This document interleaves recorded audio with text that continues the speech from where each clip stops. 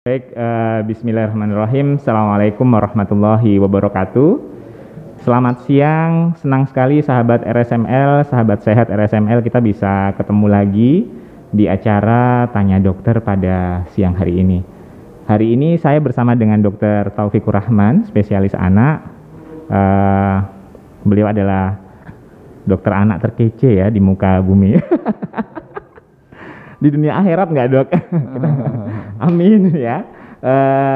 Siang ini kita akan bahas tentang peran ayah dalam pengasuhan yang selama ini mungkin sebagian besar di antara kita masih berpikir bahwa ayah tidak berperan penting dalam proses pengasuhan. Mungkin lebih banyak ibu, dan mungkin itu sering terjadi ya di keluarga kita.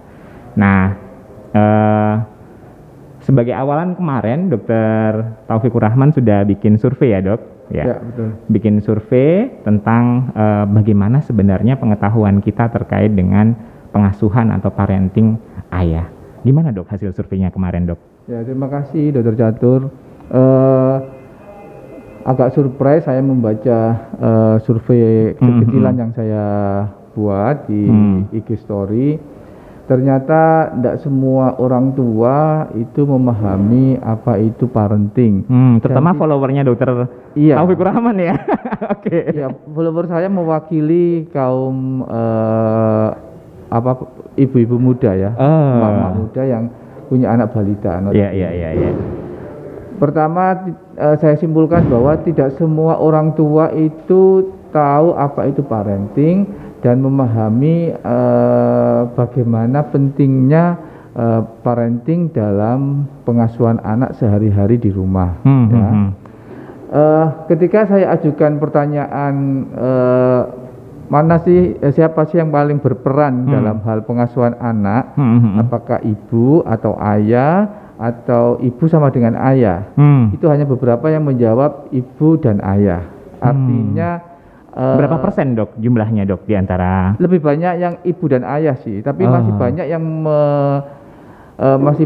yang menjawab bahwa ibu adalah pemegang peran utama.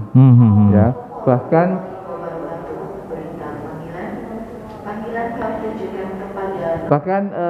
ada pertanyaan yang masuk lewat DM bahwa yang menyatakan bahwa Dok, selama ini yang berperan dalam hal pengasuhan anak ya saya sendiri, ibunya.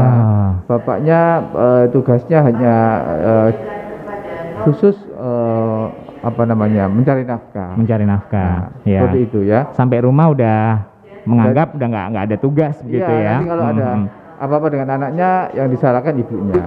Ya, ini gimana gitu ya. Betul. Kemudian yang menarik lagi bahwa manakala anak sakit, siapa sih yang lebih dekat, maksudnya yang merawat anak pada saat si anak ini sakit? Jawabnya ada beberapa yang menjawab ibu. Nah, kemana ayahnya ini pada saat si anak sakit? Padahal memori yang diingat oleh si anak ya biasanya sampai besar nanti itu ada salah satunya pada saat sakit, atau yang pada saat senang sekali pada saat rekreasi dan lain-lain. Tapi yang ada intensitas emosi khusus di saat itu. Ini ahlinya. Loh, ya. Kita berdiskusi. Ya, oke. Itu dia. Jadi harusnya kembali bahwa dalam pengasuhan anak, dalam parenting itu sebenarnya tidak ada aktor utama, tidak ada artis utama. Betul. Dua-duanya pemegang kendali antara ibu dan ayah, sehingga dua-duanya ini harus mempunyai komitmen yang sama. Nah, komitmen itu dibangun mestinya sebelum pernikahan atau minimal sebelum si kecil lahir. Berarti memang untuk mereka yang menikah harus tahu ya bahwa mereka suatu saat nanti akan jadi ayah dan ibu. Betul. Punya tanggung jawab sebagai ayah dan ibu. Betul. Begitu. Sayangnya parenting ini tidak pernah diajarkan sebagai mata kuliah di jurusan apapun, termasuk jurusan fakultas kedokteran. Psikologi juga nggak ada. Betul. Ya. Padahal itu sangat-sangat penting. Mestinya itu mestinya pada saat kita mengurus surat nikah ya, calon pengantin itu sebelum menikah harus dikasih semacam pelatihan khusus tentang bagaimana sih nanti kalau wanita hamil itu gimana prosesnya, bagaimana sih proses menyusui, bagaimana jadi ibu yang baik itu, bagaimana jadi ayah yang baik, termasuk di situ ilmu termasuk di situ adalah parenting. Betul. Dok, kalau dalam konteks tumbuh kembang anak ya dok, kita kan ada milestone yang kita pahami ada tahapan.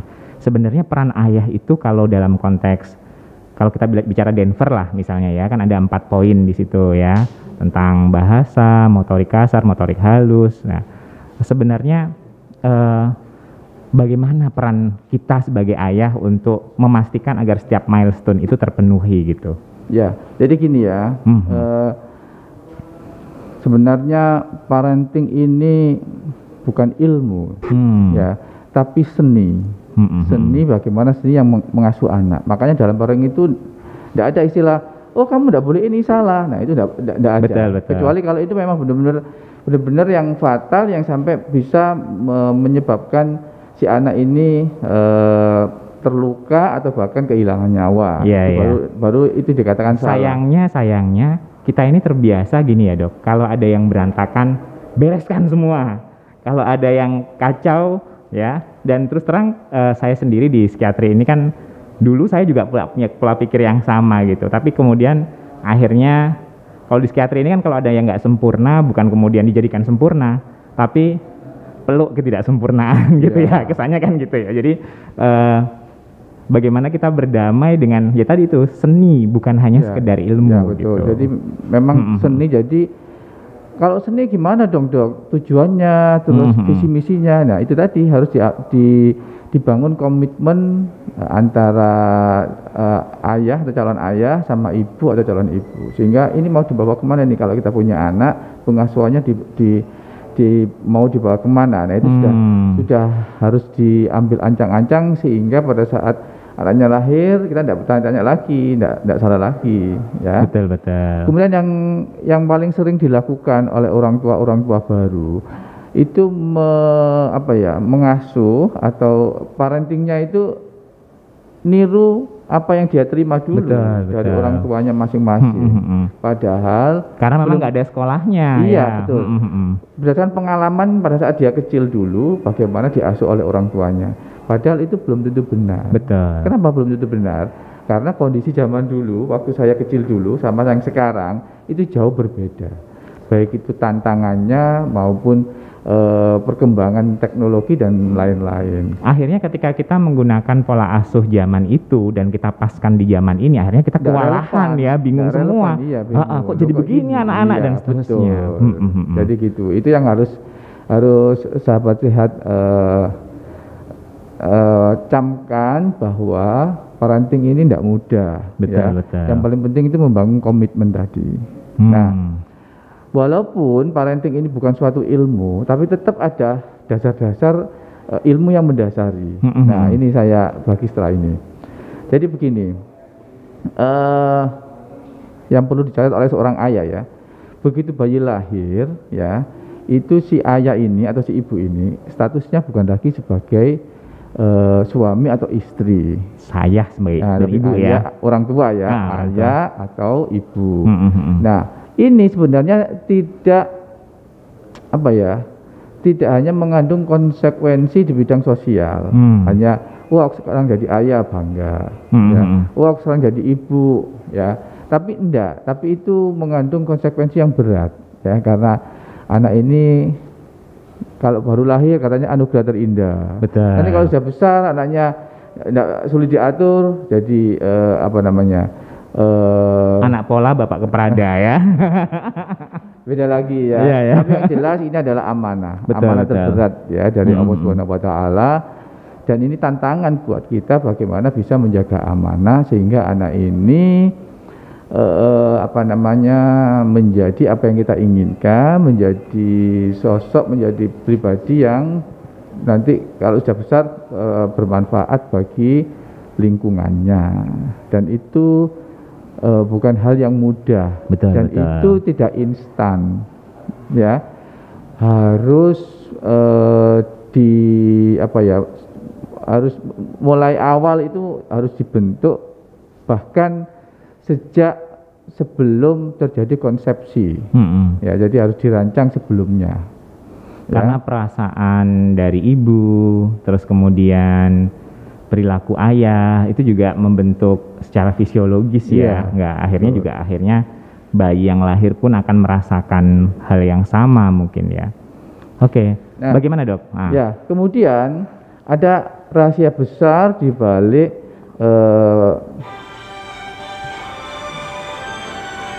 mohon maaf ya ini panggungnya agak luar biasa.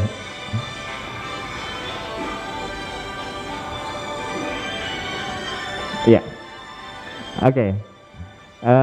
Kita lanjutkan saja dok. Iya. Gimana? Jadi saya ingin menekankan tentang dasar-dasar ilmu tumbuh kembang anak dalam hal parenting ini ya, berhubungan dengan parenting. Jadi itu tadi ya, bahwa tujuan kita mengasuh anak ini supaya nanti kelak pada saat dewasa itu menjadi anak yang dari sesuatu ya, yang memberikan manfaat pada sekitarnya ya. Nah, itu ternyata tidak terjadi instan ya, saya ulangi lagi. Nah, justru di awal-awal kehidupan itu justru saatnya kita menanamkan hal-hal baik di situ, menanamkan gimana caranya supaya anaknya ini IQ-nya tinggi, gimana caranya supaya mempunyai adab yang baik, gimana caranya dia ini punya karakter yang kuat dan lain sebagainya. Ya, ingat kualitas seorang anak manusia ya, orang dewasa itu notabene ditentukan oleh satu organ namanya otak. Ya, jadi otak ini disusun dari jutaan miliaran sel yang namanya neuron. Ya, antara satu neuron dengan neuron yang lain itu saling berhubungan. Ya, semakin banyak sel neuron, anak ini IQ-nya semakin tinggi, kan gitu.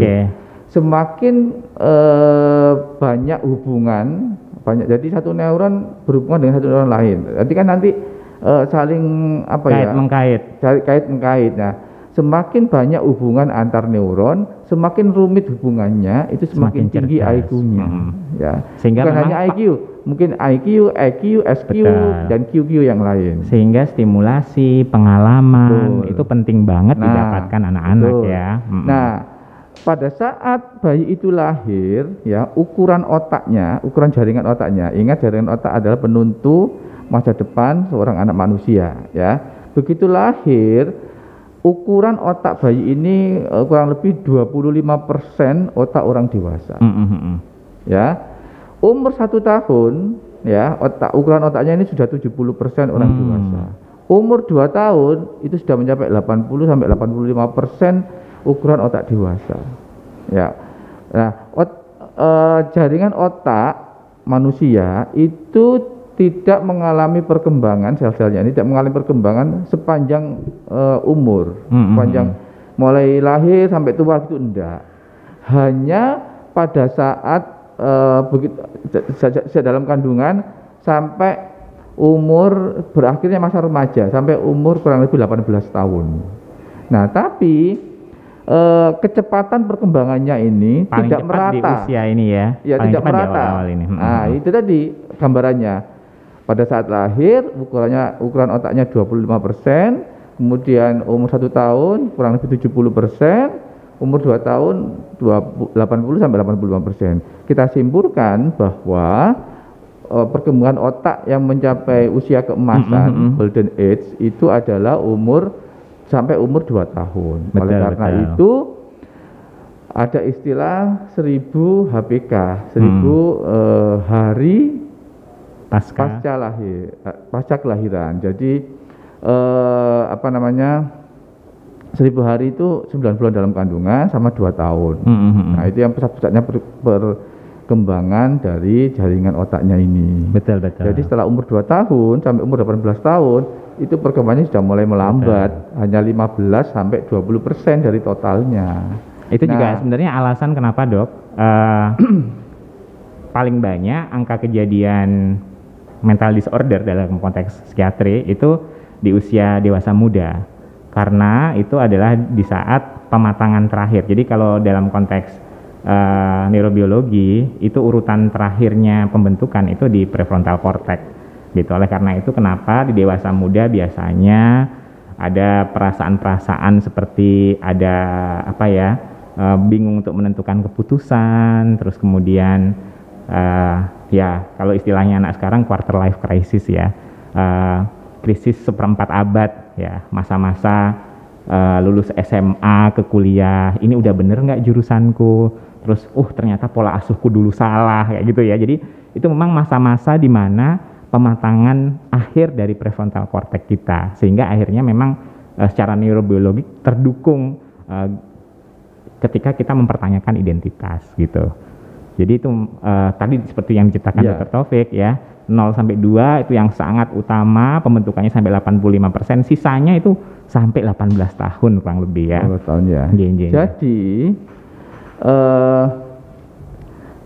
masa usia-usia keemasan ini 0 sampai 2 tahun harus betul-betul dimanfaatkan oleh orang tua untuk memberikan nutrisi yang tepat dan melakukan stimulasi dan memberikan suasana yang kondusif. Suasana yang kondusif itu suasana yang damai, penuh dengan cinta kasih, mesra, harmonis dan lain sebagainya. Tidak ada yang suara-suara yang tinggi, tidak ada yang nada kemarahan, piring terbang dan lain-lain. Karena apa?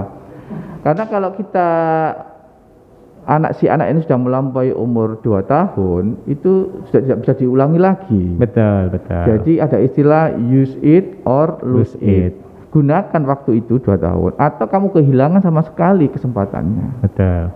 Nah, tinggal milih kita sebagai orang tua, milih yang mana? Pasti tidak ada yang milih lose it, tidak ada yang milih kehilangan kesempatan untuk meningkatkan pertumbuhan sel-sel otak ini. Pasti memilih harus memanfaatkan kesempatan ini. Nah, pertanyaannya bagaimana cara memanfaatkan ini, itu kan? Nah, itu tadi yang pertama, memberikan nutrisi yang tepat, ya, ASI eksklusif, ditambah MPASI dan seterusnya. Kemudian stimulasi. Stimulasi ini yang kaitannya dengan parenting, sama yang terakhir memberikan suasana yang kondusif di dalam rumah tangga, dalam lingkungannya itu. Kalau dalam konteks psikiatri, Dok, di 0 sampai 2 tahun itu masa-masa pembentukan attachment. Bagaimana seseorang itu dia akan secure nggak dengan lingkungan dan dirinya, itu di 0 sampai 2 tahun itu. Jadi kalau anak-anak yang dia dalam konteks ayah, yang ayahnya itu memberikan rasa aman, terus kemudian memberikan tanggapan tanpa permintaan tanggapan. Jadi misalnya dia lagi jalan terus dia senyum ke ayahnya senyum, dia mendapatkan tanggapan tanpa permintaan tanggapan. Terus kemudian ayahnya memberi ngudang ya, kemudian memberikan stimulasi tanpa permintaan. Terus kemudian dia juga ngerasa bahwa karena di situ nanti di usia 0 sampai 2 itu ada periode di mana anak itu akan ngerasa nyaman dengan satu orang, akan ngerasa nyaman dengan beberapa orang, dan nanti kembali lagi ke nyaman ke orang yang sedikit gitu. Nah, attachment itu kalau misalnya dia mendapatkan itu dari ayah, ya rasa aman, kemudian tadi compassion, rasa sayang, keberanian, ya itu akan membuat dia kayak secure, aman gitu. Jadi kalau misalnya dia rasa attachment itu nanti berpengaruh kepada ini, Dok, bagaimana kita mengalami perpisahan, ya Nah, bagaimana kita nanti ketika mengalami gagal dan berhasil, ya. Kalau dia attachment-nya nggak secure, dia udah ketakutan duluan ketika dia mau menghadapi sesuatu. Makanya kan sekarang musim gitu ya, aku lagi insecure gitu ya. Nah, itu sangat terkait dengan sebenarnya attachment di 0 sampai 2 tahun. Orang tua yang unavailable di usia 0 sampai 2 tahun ketika dia nangis, minta ASI ya, terus kemudian dia nggak hadir, nggak ada di situ, ya, signifikan figurnya nggak hadir, itu cenderung nanti dia jadi istilahnya insecure tipe anxious. Jadi dia cenderung untuk mencari terus. Jadi dia itu istilahnya kayak sekarang mungkin bilang posesif ya. Jadi dia tuh kayak butuh banget pengakuan dari orang lain karena ya salah satu faktornya insecurity di awal usia itu. Terus kemudian kalau misalnya orang tuanya yang model-model tadi nangis dicubit ya, nah itu nanti dia tumbuh jadi insecure yang tipenya dia cenderung untuk avoidant. Jadi ketika berhubungan dengan orang lain, dia itu lebih cenderung memilih untuk menghindar. Ya, jadi takut sekali bertemu dengan orang lain. Terus kemudian kalau dia menikah juga nggak akan banyak ngobrol dengan pasangannya, cenderung untuk kemudian ya menarik diri dari masyarakat. Nah, yang ketiga itu ada namanya insecure disorganized. Ini agak parah gitu ya, karena biasanya signifikan figurnya, pengasuhnya, ayah atau ibunya, itu yang seharusnya dia memberikan rasa aman, sebaliknya. Jadi signifikan figur yang selama ini harusnya mempercayai, harusnya memberi rasa aman, itu sebaliknya. Jadi sumber ketakutannya gitu. Sehingga akhirnya ada yang datang, kalau dalam konteks mental disorder, ada yang datang, "Dok, saya ini cinta banget loh sama istri saya, tapi saya nggak berhenti mukulin dia." Atau dia menjalin relasi dengan cara yang ekstrim. "Dokter, kalau nggak mau ngerawat saya putus nadi saya." Gitu ya. Jadi dia melakukan sesuatu yang sangat ekstrim karena salah satunya dia ngerasa nggak cukup aman dan dipercaya. Dan itu memang faktor 0 sampai 2 tahun itu penting sekali. Gitu. Berarti kita sama ya sebenarnya ya. Berarti memang penting banget ya 0,2 tahun ini. Terus gimana, Dok? Ya, terus timbul pertanyaan lagi. Terus itu kan Dok, dasar-dasar umum yang mendasari parenting tadi. Terus, betul. Kalau peran ayah gimana? Nah, tadi sudah disinggung oleh Dr. Catur. Memang dari beberapa penelitian yang dilakukan di negara-negara maju itu pola asuh yang melibatkan ayah, yang dimana ayah juga berperan aktif, tidak hanya ibunya, itu akan membentuk pribadi atau karakter si anak ini berbeda ya. Di antaranya anak akan mempunyai tingkat intelijensia yang lebih tinggi. Kemudian anak cenderung tumbuh menjadi pribadi yang mudah bersosialisasi dan tidak mudah frustasi. Kemudian akan mempengaruhi pandangan anak terhadap lawan jenis, seperti yang dijelaskan tadi ya. Anak laki-laki yang melihat cinta ayah kepada ibunya akan bertindak sama kepada pasangannya kelak ya.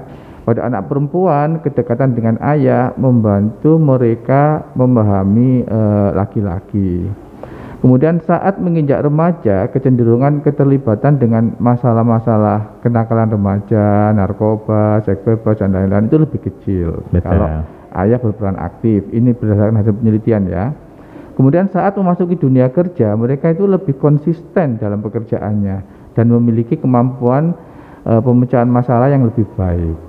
Itu. Karena dengan perasaan yang aman, sebenarnya orang itu jadi tidak mudah untuk dependen terhadap yang lainnya, gitu. Sehingga kalau dalam konteks pergaulan, maka dia bisa, I have the power to make a decision. Saya punya kekuatan untuk milih keputusan saya sendiri, gitu. Ketika dia punya perasaan bahwa dirinya dicintai dan dia bisa mencapai kesuksesannya, gitu. Keren. Ya, jadi untuk ya, para orang tua di rumah yang mengikuti acara ini, mulai sekarang libatkan ayah, atau kalau ayah yang ikut harus aktif ya. Jangan saya kan sudah kerja seharian, Dok, sampai rumah sudah capek ya. Ini saatnya me time bagi saya.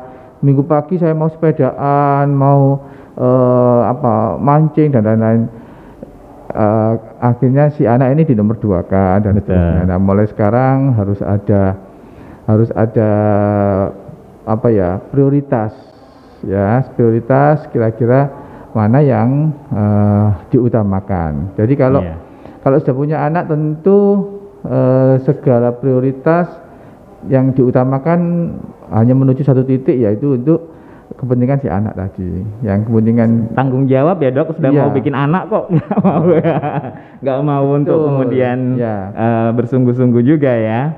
Oke. Nah, yang penting lagi ya, selain komitmen ya, itu adalah keteladanan. Betul. Ya, keteladanan dari si ayah. Karena ayah ini adalah seorang sosok yang sangat-sangat diperhatikan oleh si anak, sangat diteladani.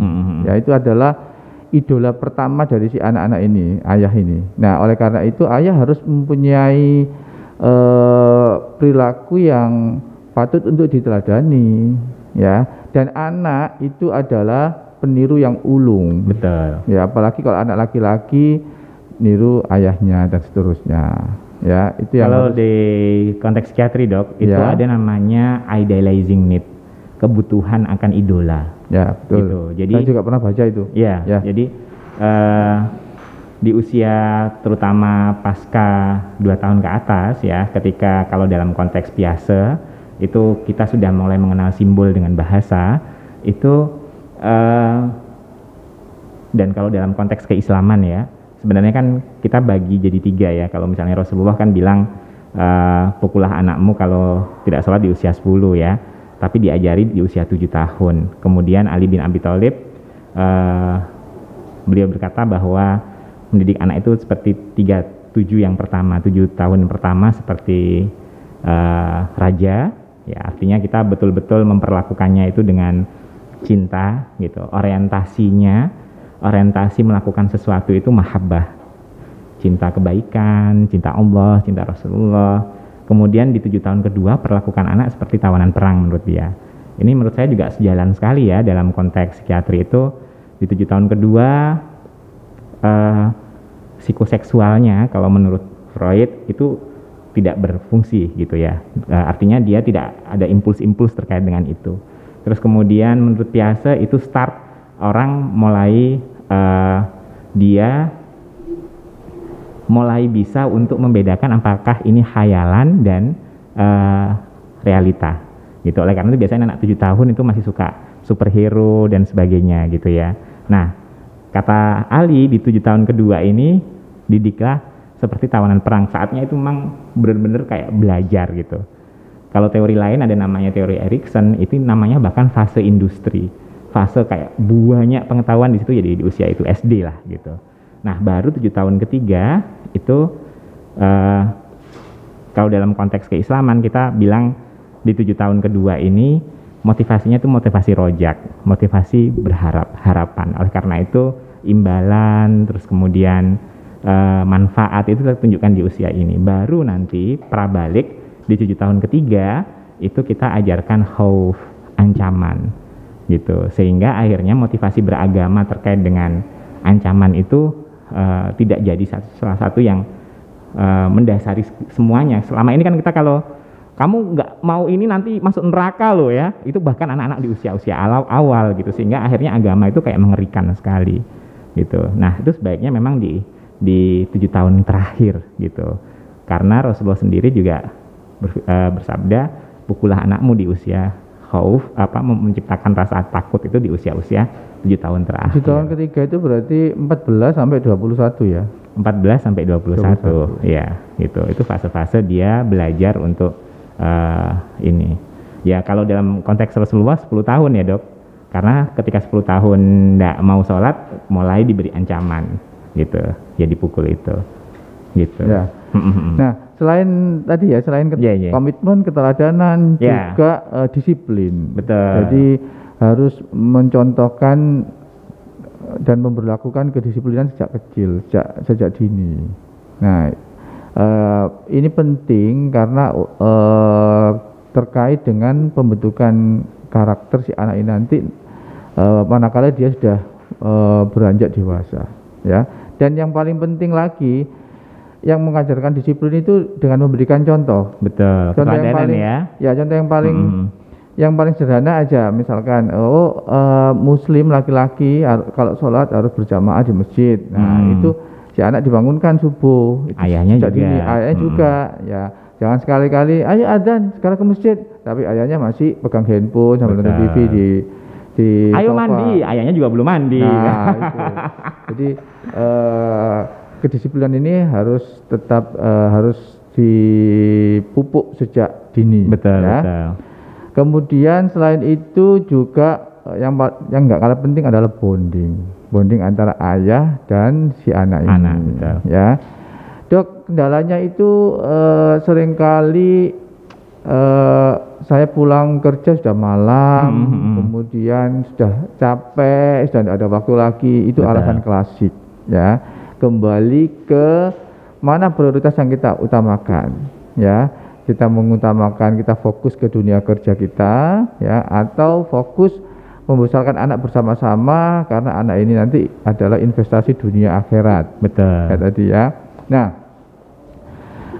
ada beberapa tips ya. Yang pertama, justru pada saat menjelang tidur itu adalah saat melakukan kegiatan bonding yang paling diingat oleh anak. Betul, betul. Ya, malam itu kita datang ke kamarnya, ngajak ngobrol, mendongeng. Itu sangat penting, mendongeng atau melakukan pijatan-pijatan di bagian tubuh tertentu ya untuk menidurkan, kemudian mendengar cerita anak, mengorek tadi di sekolah ngapain, tadi main sama siapa dan lain sebagainya. Betul. Bagaimana perasaanmu hari ini, Dek? Seneng nggak tadi sekolah? Diajarin apa sama ustazah? Terus teman-temanmu gimana? Nah, nanti dari situ si ayah akan mengenal, oh dia punya teman namanya ini. Kadang-kadang anaknya cerita, si A ini anaknya pinter, bah, lucu, suka umur, aku suka dikasih makanan dan lain sebagainya, sehingga sedikit demi sedikit mengenal karakter temannya. Nah, itu nanti malam berikutnya, hari berikutnya bisa dijadikan bahan obrolan. Kemudian kalau anaknya sudah cerita semua, nanti sebelum tidur bisa kita mendongeng. Terserah mendongeng apa aja, termasuk cerita tentang apa yang terjadi hari ini di kantor. Ya tentu dengan bahasa yang versi anak-anak ya. Betul, tentu diambil dari segi, oh aku tadi itu loh, Dek, pas di kantin nggak sengaja nemu makanan baru namanya ini, ternyata enak banget. Yang sederhana-sederhananya aja ya. Mungkin juga ini ya yang perlu sahabat sehat RSML juga garis bawahi tentang disiplin dan keteladanan. Saya nambahin sedikit, pentingnya kita itu melakukan koneksi sebelum kita melakukan koreksi. Ya, karena masih banyak sekali, karena kita tadi itu pinginnya instan, pinginnya dia berubah langsung gitu ya.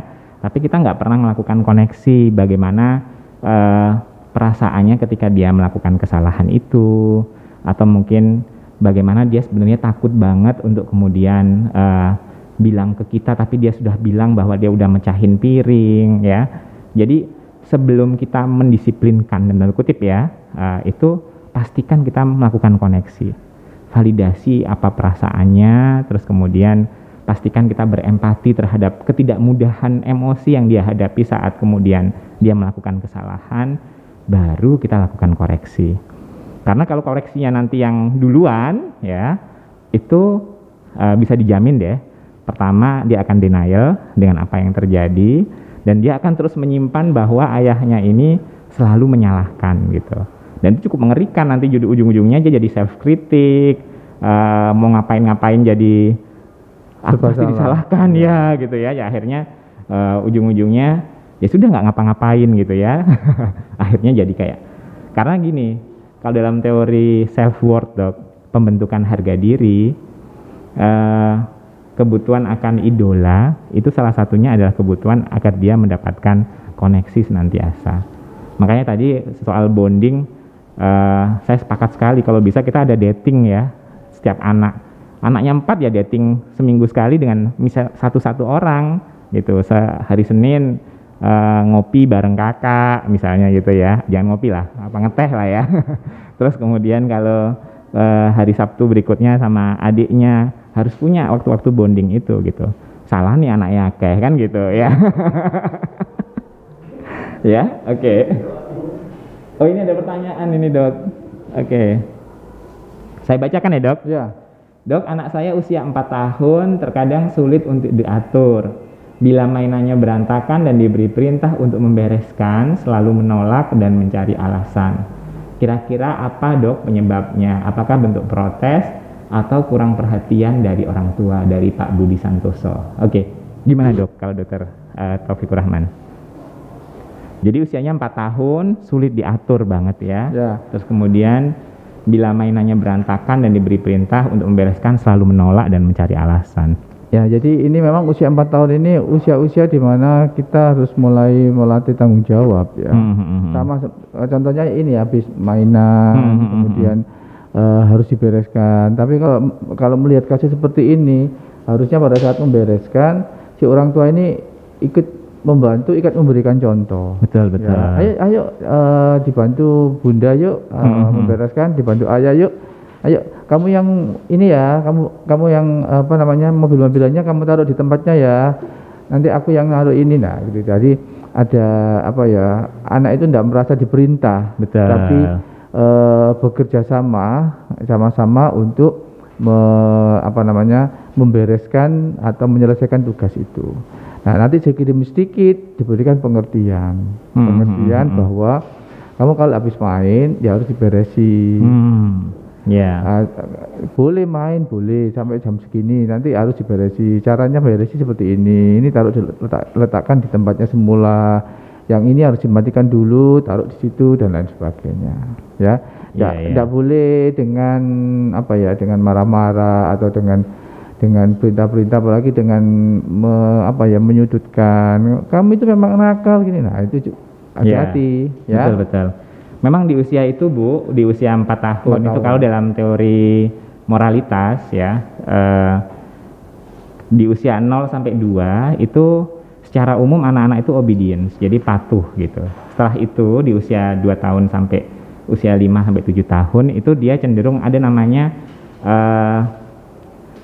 berpusat pada diri sendiri. Jadi ketika dia nyaman dia akan melakukan. Kalau dia nggak nyaman dia tidak akan melakukan. Oleh karena itu dalam konteks keislaman kita ya motivasinya motivasi cinta untuk melakukan semua kebaikan yang dilakukan. Jadi jangan lagi ditakut-takutin atau malah dikasih imbalan yang berlebihan gitu ya. Jadi itu yang garis bawah. Dan di usia itu anak-anak itu paling nggak suka dengan labeling, paling nggak suka dengan kompetisi, paling nggak suka dengan hal-hal yang membuat mereka merasa direndahkan atau dipermalukan gitu. Jadi labeling tadi contohnya, kamu ini memang anak nakal. Betul. Labeling atau mungkin mesti ya itu ya sering banget ya. Kamu ini memang kok persis bapakmu kalau dibilang gitu. Kayaknya sering ya kata-kata itu ya. Nanti beneran terjadi udah nah itu ya. Jadi sebisa mungkin tadi seperti yang dikatakan Dr. Taufik ya, pastikan ada contohnya tersedia, beri waktu ya. 5 menit lagi kita mandi ya, setelah itu dimasukkan ke masing-masing kotaknya misalnya kayak gitu, dan dia tahu di mana kotaknya. Terus jadi proses membereskan tadi kan habis mainan nggak diberesi ya. Betul. Proses membereskan mainan itu dibuat senyaman mungkin. Betul. Supaya si anak ini merasa ini bukan tugas tapi ini mainan bagi saya. Betul. Nah, caranya gimana? Salah satu contohnya ya kalau tips dari saya. Ayo kita lomba yuk, tak hitung sampai 5, kamu yang beresi ini, aku yang beresi, mana yang selesai duluan. Nah, betul. Itu anaknya semangat. Iya. Nah, itu salah satunya membuat bahwa suatu tugas itu bisa sambil bermain, dilakukan dengan cara bermain. Ada pertanyaan lagi nih, Dr. Catur? Iya. Adakah tips membuat anak yang sudah ABG bisa terbuka pada orang tua? Wah, dari Bu Windarti. Ini kayak mirip namanya ini ya. Oke. Silakan Dr. Catur. Oke, saya belum punya anak ABG, Dok. Anak ABG-nya cuma 1, SMP. Ya itu sudah ABG loh. Oh iya. Anak ABG, memang tipsnya sih pertama tentu saja engagement. Jadi pastikan apapun yang terjadi di masa lalu, ketika dia ABG, engagementnya tetap dengan orang tuanya. Tetap ada engagement antara kita dengan... Engagement itu apa, Dok? Engagement itu apa ya? Semacam bonding, keterikatan ya. Jadi kita bisa tetap berhubungan dengan baik, tanda kutip ya. Kalau remaja otomatis sebagai sahabat yang baik gitu. Itu yang pertama. Jadi sebisa mungkin pertanyaan pertama mereka cari kuncinya di kita. Bah, misalnya ya, aku kok suka sama ini ya, nah tanyanya ke kita, dan pastikan juga kita memberikan respon yang nyaman buat dia gitu, sehingga dia nanti kalau tanya ya ke kita lagi gitu ya. Jadi sebisa mungkin pertanyaan pertama jawabannya kuncinya di kita. Oleh karena itu otomatis sebisa mungkin ya, jadikan diri kita orang yang paling dipercaya, orang yang ngertiin dia, orang yang bisa memvalidasi ketika dia sedih. Ketika di luar nggak ada yang percaya bahwa dia lagi nggak gampang hadapi ini, kita percaya ke dia. Oh ya, dia ini memang nggak gampang kok. Nggak malas baliknya ya. Olah kamu masa nggak mampu sih, padahal di luar gitu semua gitu ya. Dan kita melakukan hal yang sama gitu ya. Itu mengerikan sekali buat anak-anak ABG. Pertama, engagement atau keterikatan. Yang kedua, pastikan kita ada namanya accessible. Ya, kita terakses gitu. Dan terakses itu berarti juga kita menyediakan waktu. Anak-anak ABG meskipun kita nggak tahu bahasa apa yang paling mereka suka, tapi hampir bisa dipastikan menurut survei waktu luang yang ada untuk mereka itu adalah satu hal yang membuat mereka jadi percaya gitu, dibandingkan hadiah, dibandingkan pujian, dibandingkan pelayanan dan lain sebagainya. Tapi waktu luang yang diberikan ke mereka itu membuat mereka percaya. Jadi yang kedua, pastikan kita terakses dengan mudah. Ya, di rumah seolah-olah bisa dihubungi, tapi faktanya kita sibuk dan susah sekali untuk mendapatkan akses dengan ayah kita. Ini ya, itu yang kedua. Yang ketiga yang juga nggak kalah penting adalah responsibility atau tanggung jawab.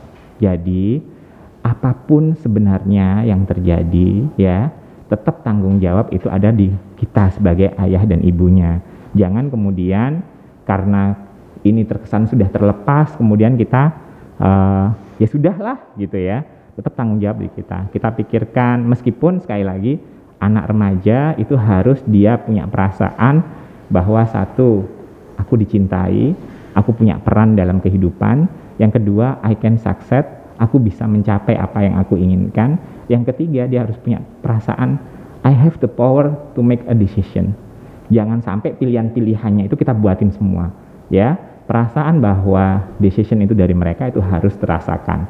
Dan yang terakhir, mereka harus belajar untuk kemudian punya perasaan bahwa I have a purpose for my life. Aku punya tujuan dalam hidupku gitu. Sehingga tanggung jawabnya tidak lagi kita menggantikan, tapi lebih ke menguatkan mereka. Itu tipsnya. Ya, Bu Windarti. Tadi ada yang waktu luang tadi ya. Iya. Nah, waktu luang ini untuk para ayah penting. Betul. Ya, karena sebagai pemegang pencari nafkah utama dalam keluarga, tentu tidak menutup kemungkinan 8 jam lebih dihabiskan di kantor. Betul. Pulang sudah capek. Nah, waktu luangnya itu adalah Sabtu atau Minggu. Nah, ini adalah kesempatan kita untuk melakukan bonding ya, supaya nyambung terus ke anaknya. Betul. Nah, itu ada tipsnya ya. Jadi setiap akhir pekan, Jumat malam atau Sabtu malam, itu kita bicarakan sama anak. Kira-kira kalau anaknya ini sudah bisa diajak bermusyawarah ya. Enaknya kita nanti hari Minggu ngapain ya gitu. Nah, itu sejak awal si anak ini diajak sudah diajak untuk berdiskusi ya, Dok. Diajak melakukan perencanaan. Betul, hari Minggu ini apa, pengambilan keputusan. Ada beberapa kegiatan, jadi misalkan anaknya lebih dari satu ya. Oh, minggu ini kamu koordinatornya, minggu depan kamu. Nah, nanti aku minggu ini mau kita masak bersama. Oke, masak bersama. Kamu mau masak apa? Kita kasih uang mulai dari belanja apa dia yang melakukan. Waktu masak melakukan bersama. Nah, gitu. Atau kalau hobinya minggu ini kita nonton film deh ya, daripada ke bioskop nonton di rumah, lampu dimatikan, kasih minuman, makanan, cemilan, kita duduk santai seolah-olah di bioskop. Betul. Nah, itu. Atau kita olahraga bareng jalan pagi bareng, atau nanti jalan pagi bareng habis itu beli bubur ayam yuk di jalan ini. Nah itu juga bisa. Atau yuk kita berkebun yuk, kayaknya banyak yang tanaman yang harus diganti potnya dan lain sebagainya. Nah itu adalah beberapa kegiatan yang bisa dilakukan yang bisa dilakukan pilihan untuk bonding. Jadi kalau misalkan bapaknya hobi sepedaan, ya oke, ya sepedaan bersama. Tapi perlu digarisbawahi, dalam konteks kita sedang melakukan itu jangan lupa untuk tetap senantiasa kita connect ya melibatkan. Jangan si anak ini harus kalau misalnya liburan kamu mau kemana, nah menentukan misalkan kita wisata kuliner kemana, nah itu anak diajak rembukan. Ya kadang-kadang kita ini ngalah ya, kuliner di kota, di luar kota, kembali ke fast food lagi. Tapi itu memang kemauannya anak-anak, ya mau gimana ya. Tapi nanti ada waktu-waktu tertentu yang kuliner yang khas di kota itu. Gitu ya. Nanti juga jangan sibuk begini ya, ayah ibunya sibuk selfie gitu ya, anaknya juga sibuk sendiri. Kesannya kita jalan bareng tapi ya sendiri-sendiri juga gitu ya, nggak bonding juga. Gadget memang bisa membuat yang dekat menjadi jauh, yang jauh jadi dekat. Betul. Ya, harus bisa betul-betul kita manfaatkan. Ada pertanyaan lagi, Mas? Ya. Dok, mau tanya, kalau single parent bagaimana seorang ayah bisa merawat anak yang baik? Sambal Bunda Ilah. Wah. Ini single parent ini maksudnya gimana?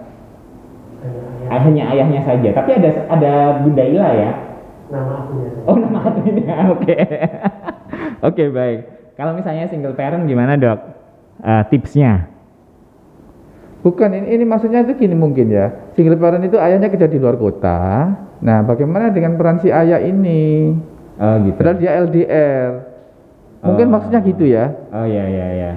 Kalau bisa jadi. Kalau single parent ini ayah saja apa ibu saja? Ibu saja. Kalau ayah saja rasanya agak sulit ya, single parent ayah saja ya. Iya enggak? Berarti kalau Dr. Taufik, kalau ayah saja lebih baik menikah lagi ya. Bukan melibatkan keluarga. Oh, oke. Salah ya. Oke. Bukan, itu kalau tidak salah itu kalau saya mempresentasikan itu single parent itu maksudnya ibunya merawat anaknya sendirian, bapaknya di luar. Di luar kota atau bahkan di luar negeri, yang pulangnya itu intensitasnya mungkin sebulan sekali. Betul. Itu mungkin ya. Mungkin bisa jadi. Ya memang ini agak sulit ya. Jadi tidak perfect komponen dari parenting itu tidak perfect. Yang ada adalah mothering ya, bukan parenting. Nah ini harus diajarkan. Dr. TR sepertinya punya tips tersendiri ya untuk LDR ini ya. Belum pernah melakukan. Oh, belum pernah. Oke. Paling sehari 2 hari. Nah, jadi maksudnya kembali lagi ke komitmen awal. Komitmen awal ya. Komitmen awal bagaimana kita menyiasati LDR ini menjadi sesuatu yang menantang, yang tapi tanpa meninggalkan unsur-unsur penting dalam parenting. Misalkan peran ayah, kita video call itu wajib setiap kali sebelum tidur ya cuman saling video call sama anak dan lain sebagainya. Kemudian nanti kalau ayahnya pulang misalkan seminggu sekali atau sebulan sekali, itu Hamin berapa itu sudah direncanakan, nanti kita bondingnya bikin acara ini yuk gitu. Nah si anak dilibatkan dalam hal itu. Betul. Jadi si anak tidak merasa kehilangan sosok ayah. Misalkan anaknya nangis dari sekolah, ternyata habis bertengkar sama temannya, kemudian seharian dia moodnya jadi tidak baik. Nah nanti ibunya tidak boleh menyelesaikannya sendiri. Nah malam dihubungi bapaknya video call, ini loh ya anaknya tadi nangis karena ini. Nah nanti ayahnya bisa memberikan support berupa nasihat atau apa. Betul. Yang mungkin digarisbawahi juga, karena kita sudah mengambil resiko untuk long distance relationship misalnya, otomatis kita juga paham untuk kemudian kita juga berani untuk mengambil resiko-resiko juga untuk melakukan semuanya dengan semaksimal mungkin gitu. Artinya membangun koneksi waktunya itu juga enggak waktu-waktu sisa, harus tersedia, harus terjadwalkan ya. Tidak kemudian kalau pas lagi nganggur baru menghubungi ya. Nah ini banget ya, udah tahu beresiko kok semakin membuat resikonya semakin tinggi. Kalau udah tahu resiko ya ditingkatkan dong ininya kemampuan untuk kemudian agar resikonya rendah. Itu yang pertama. Yang kedua, pastikan juga ya kalau misalnya kita terjadwal ya, pastikan juga kita, karena hubungan jarak jauh itu pasti akan ada gap sesuatu, ada apa ya, gap itu ada sesuatu yang apa ya, yang tidak mungkin kecuali kita harus bertemu gitu. Karena dengan jarak itu pasti ada ruang di mana akan ada hal-hal yang terpotong di situ gitu. Oleh karena itu, karena ada jarak yang berbeda, ada waktu yang berbeda, pastikan juga kita benar-benar menyediakan waktu di sana. Maksudnya adalah mungkin kalau kita bertemu langsung kita bisa saling nasihati dengan gampang. Tapi kalau jarak jauh ya mungkin kita butuh waktu gitu, nggak terburu-buru banget untuk kemudian kamu harus begini, kamu harus begitu. Kita lo nggak tahu kejadian sebenarnya apa yang terjadi ya. Nah itu penting banget bahwa kita butuh waktu untuk kemudian ya lebih banyak mendengarkan gitu. Karena LDR itu pasti punya konsekuensi gitu. Dan saya yakin sebelum memutuskan untuk LDR itu saya yakin ini sebuah keputusan yang berat ya, betul, untuk mengambil langkah LDR ini ya. Jadi kalau tidak terpaksa banget saya kira tidak akan ada yang sukarela melakukan LDR. Betul. Pasti ada sesuatu yang sesuatu yang lebih penting dari situ. Nah, oleh karena itu kembali ke prioritas tadi, komitmen tadi ya. Biasanya kan karena si ibu kerjanya di sini, si ayah kerjanya di situ. Nah, akhirnya terjadilah LDR tadi. LDR itu. Ya. Ini ada pertanyaan dari akun Taura. Oh iya, di Taura. Ya, dari Syahnanta. Ini pertanyaannya cukup bagus ya. Mohon info tips dan trik parenting ayah saat bayi baru lahir. Ya, tadi sebenarnya sudah saya jelaskan sih ya. Kalau baru lahir ya yang penting tahulah prinsip-prinsipnya ya tentang perkembangan jaringan otak pada bayi baru lahir tadi. Tapi yang perlu diingat pada saat bayi baru lahir, ingat kewajiban seorang ayah adalah memberi nama.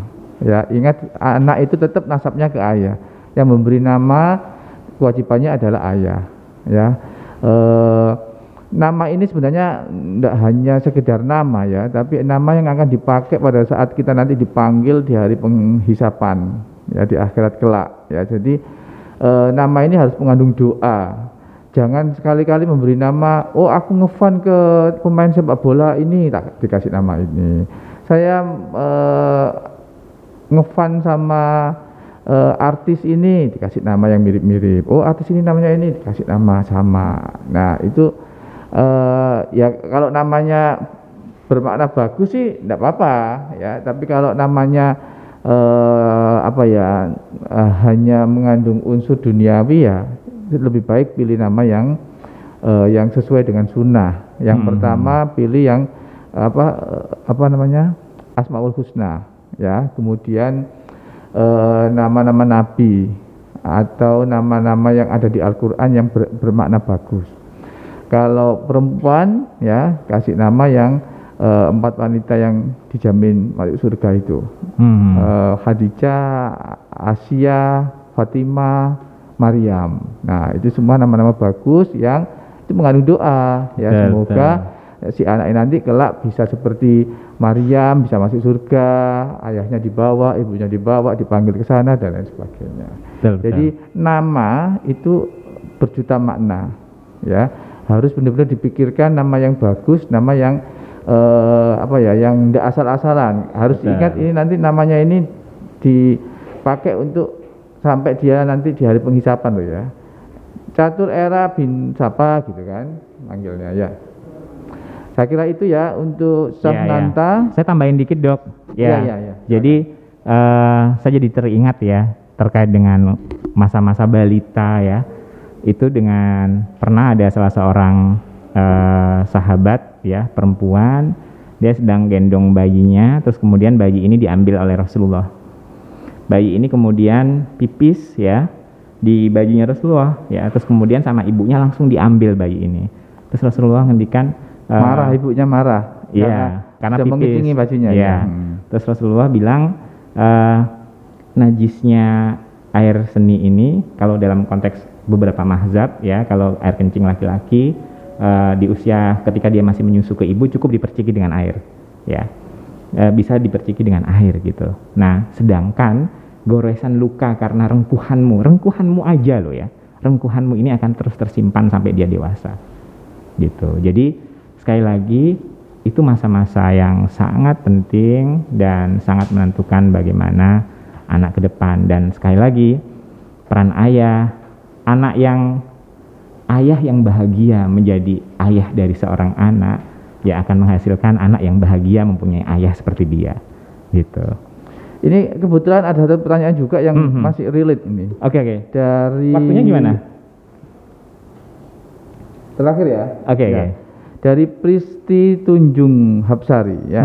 Dok, dampak sering marahin anak setahun, maksudnya anak umur setahun ya, apa bisa ke bawah sampai besar? Nggak tahu yang ke bawah apanya.